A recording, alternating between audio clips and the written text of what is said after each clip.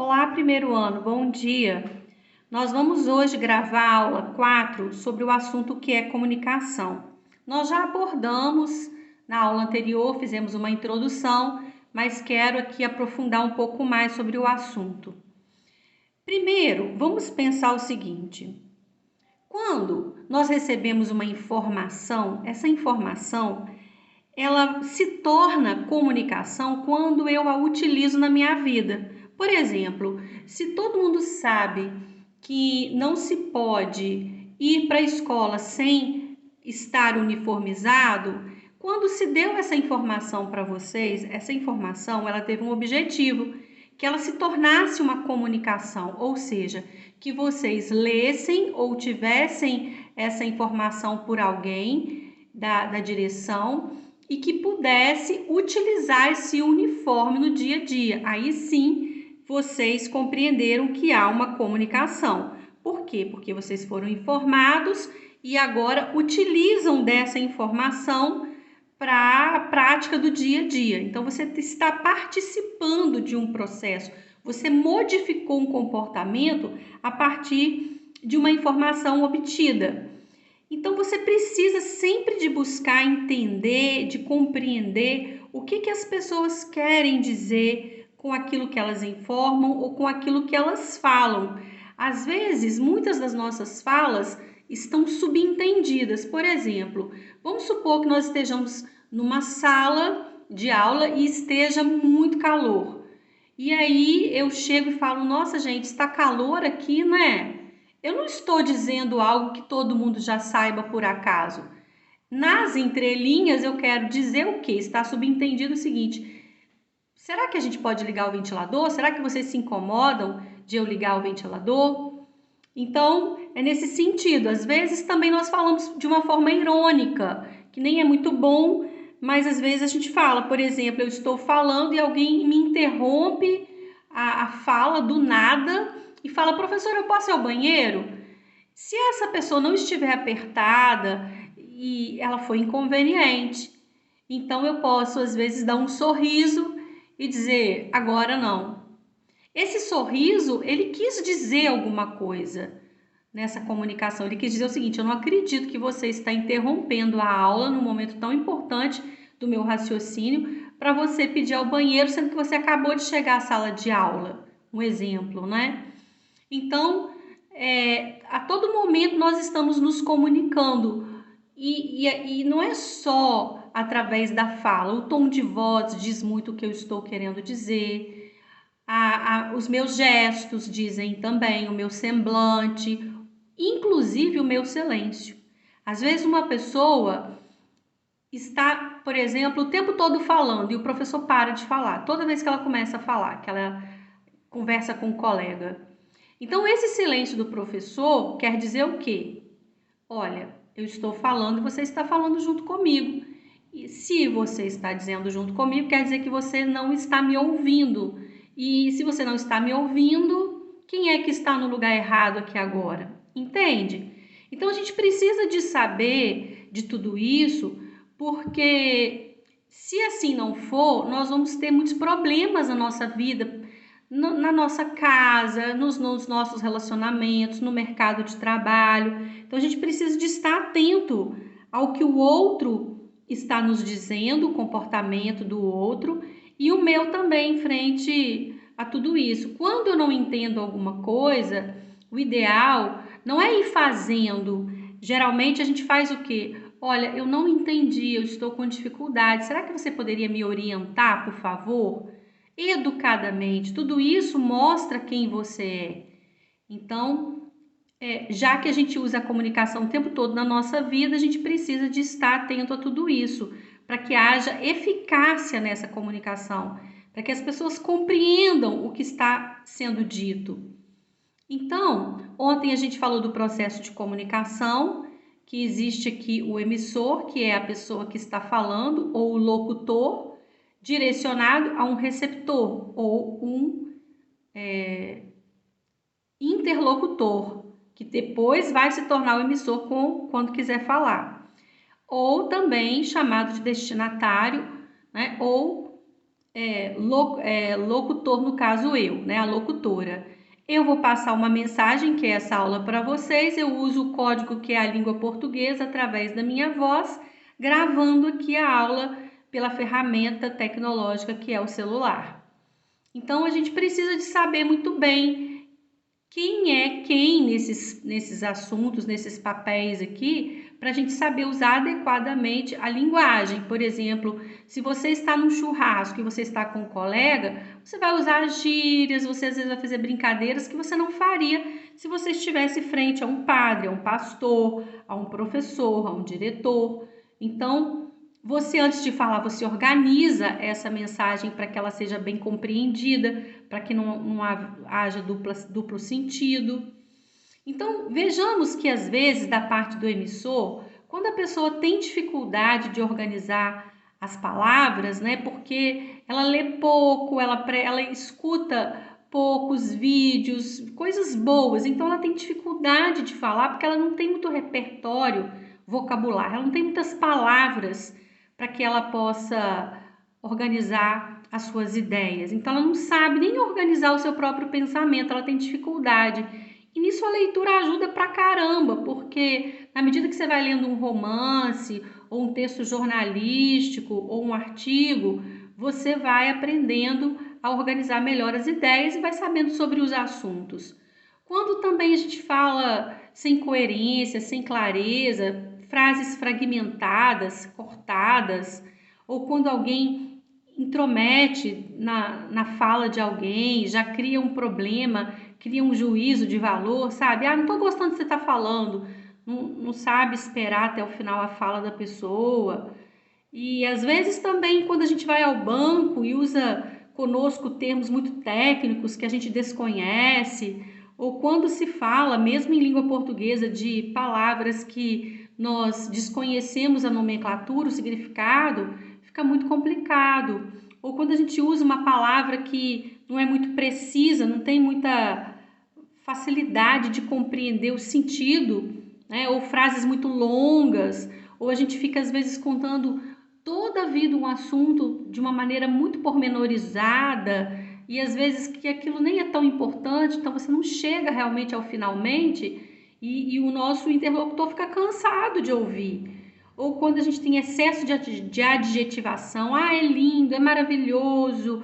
O excesso de adjetivos também gera um pouco de insucesso na hora de se comunicar. Então a gente precisa de pensar que quem está falando, no caso eu aqui agora, eu preciso muito de adequar a minha linguagem ao entendimento de vocês, porque senão de nada vai valer essa aula aqui hoje.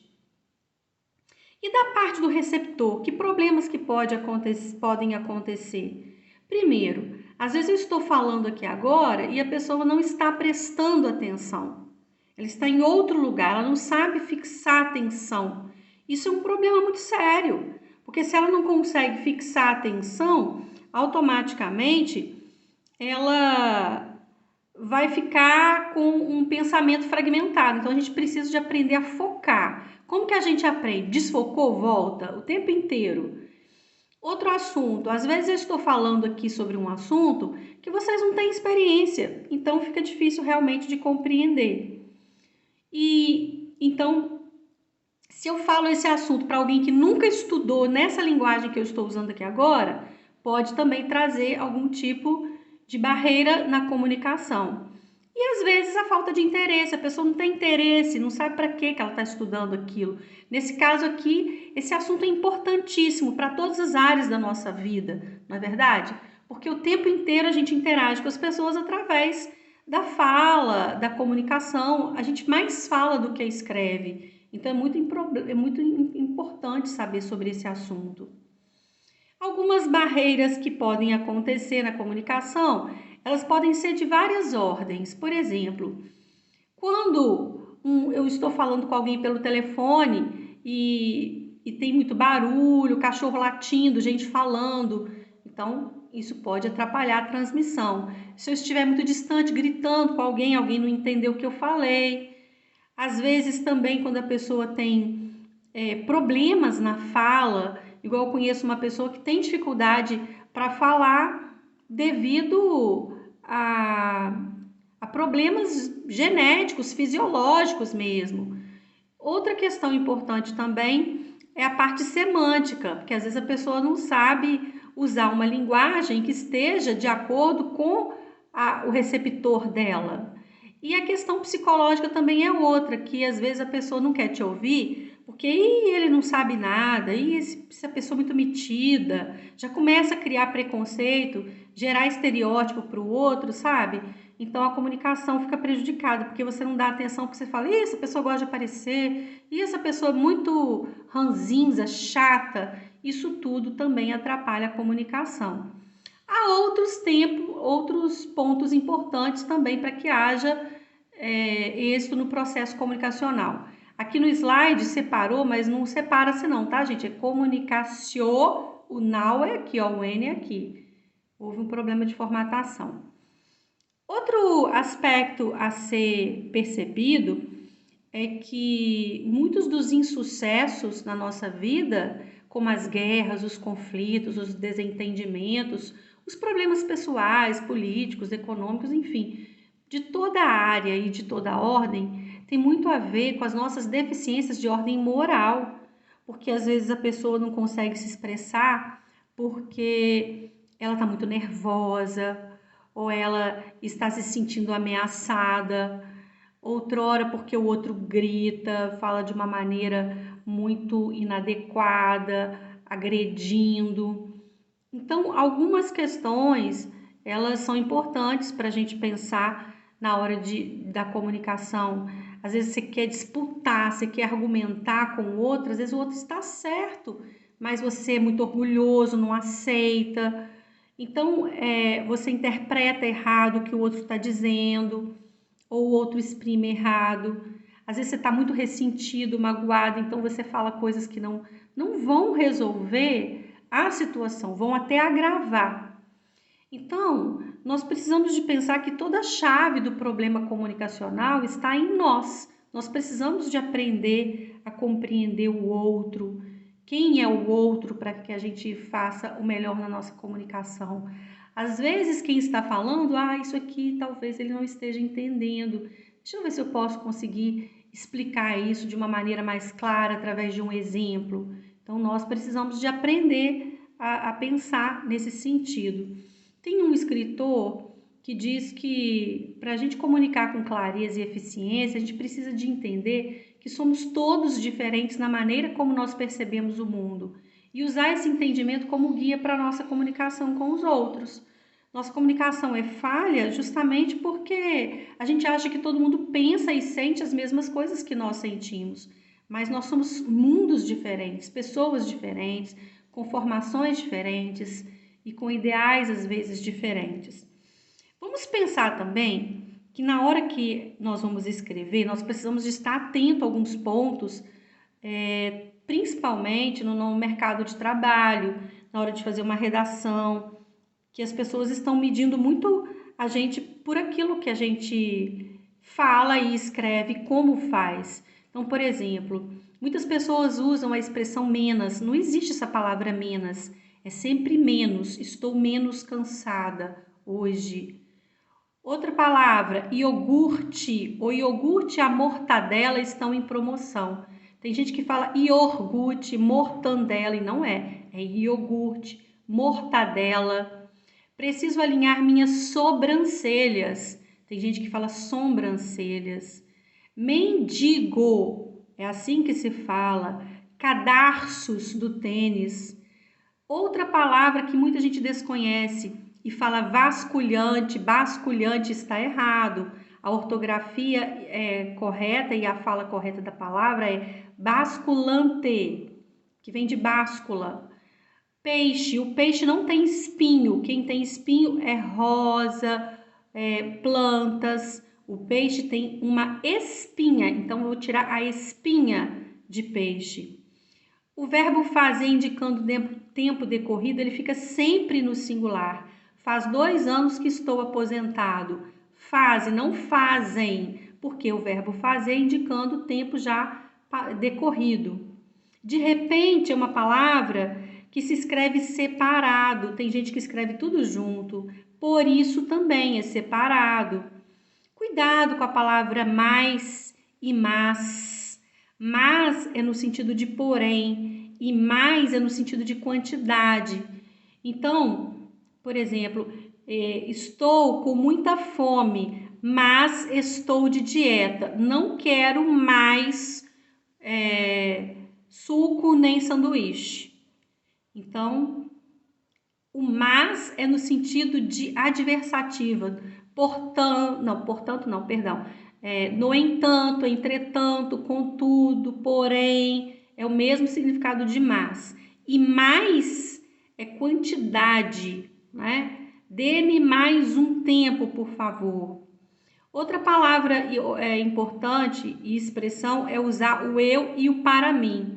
Olha só, para mim, vírgula, estudar é fator imprescindível para o crescimento pessoal.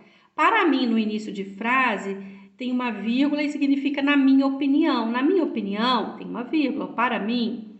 Agora, a palavra, o pronome eu, que é um pronome pessoal do caso reto, eu sempre vou utilizar como um sujeito da frase, antes do verbo no infinitivo, que termina em R. Então, essa fruta é para eu comer. Eu comer a fruta, né? A gente não vai falar assim, mas o sujeito do verbo comer, eu, né? No caso. Só que para eu estudar, precisarei de muita boa vontade. Então, para eu estudar, para eu aprender, eu preciso de ter paciência. Para eu escrever, eu preciso de ler bem, para saber estruturar bem as ideias. Outra palavra importante, dó. A palavra dó não é a dó. Ah, tenho uma dó dela. Não, tenho um dó. É no masculino. Outro ponto importante também, que a gente escuta e que às vezes até dói o ouvido, são os gerundismos. Vou estar passando um e-mail para você. Não existe vou estar passando na língua portuguesa. Isso aí acontece muito na fala de pessoas que estão resolvendo problemas com cartão de crédito ou operadoras. Você vai falar com a pessoa, falar, eu quero encerrar o meu plano. Ela fala, eu vou estar passando, eu vou estar encerrando. Quer dizer, nunca termina. Então, está errado isso, tá, gente? Não existe esse gerundismo. Vou passar o e-mail. Às vezes, quando a gente fala ao telefone, a gente fala assim, peraí, aguenta aí, só um pouquinho. Cuidado, principalmente na empresa. A senhora deseja falar com quem? Não use, por exemplo, minha filha, querida, meu bem. Você não conhece a pessoa, você não tem intimidade com ela. Então, muito cuidado, coração, amiga, nada disso. Então, o que a senhora precisa, o que o senhor deseja, o senhor precisa de falar com quem? Nada de eu vou estar te passando, vou passar a senhora para, sejam educados. E quando precisamos de que a pessoa aguarde na linha, então aguarde um momento, por favor. São pontos importantes também para que a gente use o telefone de uma maneira correta. E muito cuidado com os cacófatos. O que é cacófato? É uma palavra que junta com a outra, uma palavra que tem uma terminação e que junta com outra no início, gera uma outra palavra que fica meio cafona. Isso é chamado na língua portuguesa de cacófato. Por exemplo, não pense nunca nisso. Nunca nisso, ó, juntou o cá com nisso, ficou caniço. O irmão pôs a culpa nela, ficou como panela, é um cacófato. Existe uma herdeira parece uma merdeira. Jaquetinha resolvido, jaquetinha parece uma jaqueta no diminutivo. Então, cuidado com os cacófatos. Então, outro ponto importante também é na hora da gente passar os e-mails. Cuidado com os e-mails em caixa alta, em letras maiúsculas. Isso quer dizer que quando está em letra maiúscula o que você escreve, você está gritando, parece que você está sendo agressiva, dá uma ideia de grito. Cuidado com os erros graves de português, porque eles são inadmissíveis na hora de escrever um texto. Se tiver dúvida, você tem aí a tecnologia, pesquisa lá no Google a palavra, coloca lá o significado, escreve a palavra que vai aparecer a palavra correta, para não se escrever de uma maneira errada. Os textos, quando a gente vai escrever, eles devem ser objetivos, então eles precisam de ser pensados. Por exemplo, para eu aqui ministrar essa aula para vocês, eu já tinha organizado esses slides antes, para que eu pudesse depois ter uma organização de ideias e seguir essa organização para eu não me perder. E mesmo que a comunicação seja informal, quer dizer, eu estou conversando com um amigo, uma pessoa muito próxima, a gente precisa de ter sempre regras básicas na hora de passar um e-mail, colocar o nome da pessoa direitinho, escrever direitinho, né? E despedir da pessoa, e agradecer, ou mandar um abraço quando é uma pessoa que a gente conhece muito. E para com esse negócio de passar corrente para os outros, isso fica muito chato e cuidado também com o Facebook, tá, gente? Porque Instagram, as coisas que a gente posta, hoje em dia as pessoas olham muito quem a gente segue, o que que a gente posta, o que que a gente escreve. Então, atenção a tudo isso. Outro ponto importante vamos falar sobre os efeitos da comunicação não verbal. Cuidado com os gestos. Tem pessoas que gesticulam demais, tem gente que fica de braços cruzados quando conversa com as pessoas. Isso não é interessante, isso gera um certo desconforto, parece que você não está interessado, você está fechado. Aqui também tem algumas dicas de etiqueta profissional, por exemplo, sobre as mãos, mantê-las à vista. Isso inspira confiança no interlocutor. Então, não coloca a mão no bolso, mão cruzada, não, nem para trás. Às vezes fala nessas regras que quando a gente está de pé, parece que a gente está mais elegante quando a gente põe as mãos para trás, mas não precisa disso. E aqui tem algumas sugestões, então, também sobre a postura, sempre, né, com a postura ereta, saber sentar também eretamente, a nossa coluna certinha. Isso transmite uma imagem de segurança quando a gente vai fazer uma entrevista no trabalho. E cuidado com as expressões faciais, porque elas dizem muito quem nós somos e o que pensamos. Às vezes é arregalar os olhos, piscar demais, franzir a testa, entortar a boca, ou também às vezes a pessoa parece também intacta, né? Não sente nada, não fala nada, não pensa nada. Você olha para ela, parece que uma estátua, então cuidado com isso. Tudo sem exagero. O tom de voz tem que tomar também cuidado para ele não ser, né, agressivo demais, amoroso demais, ser muito imperativo e ser muito duvidoso, que é aquela pessoa hesitante. Então tem que saber utilizar isso de acordo com as situações.